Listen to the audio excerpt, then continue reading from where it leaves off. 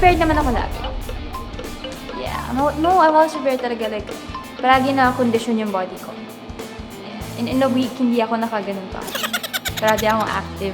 Gotta sweat every other day or every day if possible. Nakakatuwa dahil yung mga kalaban ko, competitive rin sila. So, lumalabas din yung pagka-competitive ko lalo. So, ibig sabihin, pwede talaga ako sa bahay ni Kuya. Imbes na Kuya, big brother ko, usap ko ngayon, big sis. Ang hirap, bitch.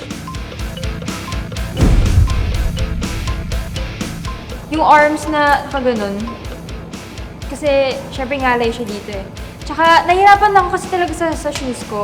Kasi guys, sorry, naisira na siya. And ito yung nakabalance kanina. Pero like naisira na siya. And like the heels, sobrang wobbly ng heels na to guys. Masusuot nyo to.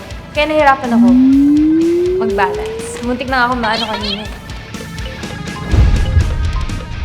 Magugulat na